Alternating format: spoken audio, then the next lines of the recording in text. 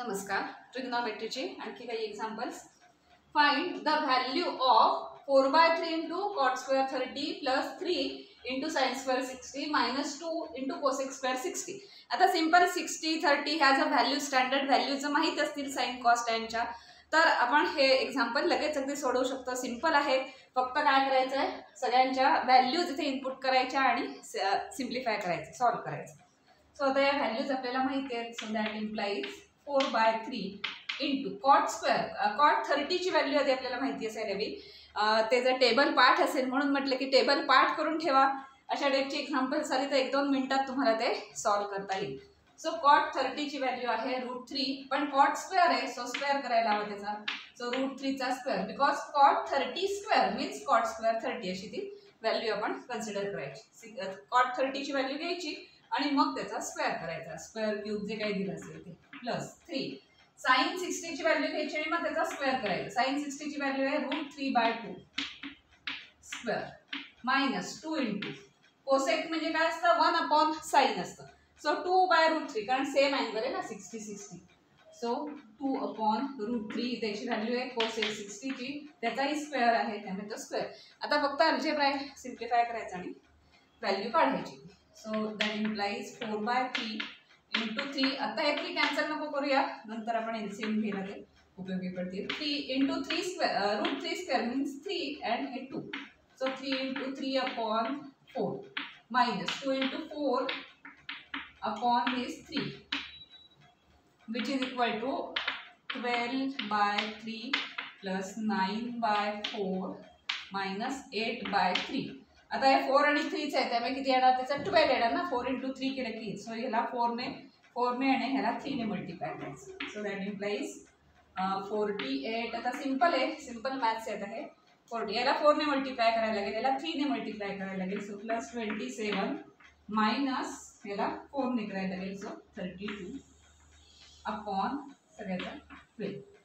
So 48 म्हणजे 7 आणि 8 आणि 75 minus 32. That implies 75 minus 32 upon 12.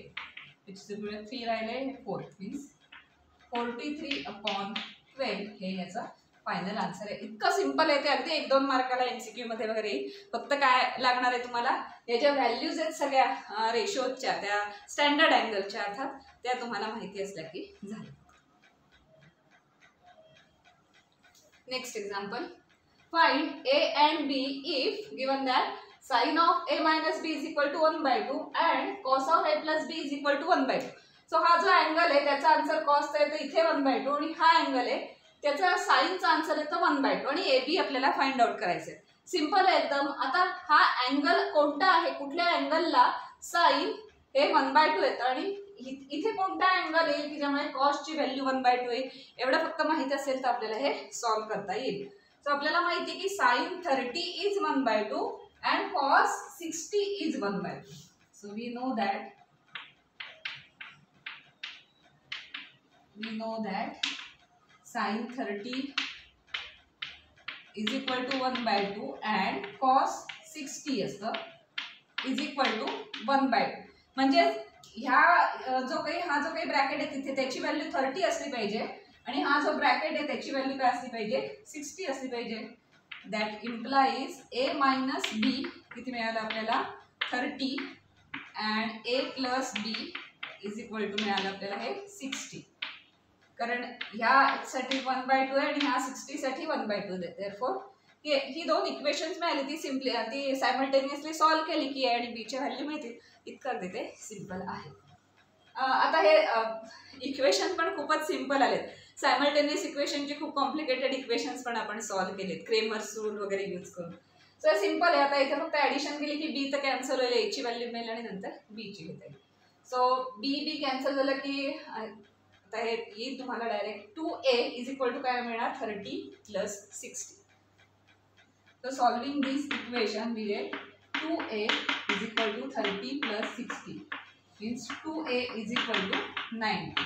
That implies A is equal to 45 degree लिहूया आता फायनल 45 डिग्री. मग A 45 असेल तर 45 minus B is equal to 30 म्हणजे B पण लगेच काढता येईल. B म्हणजे किती असणार 15 असणार.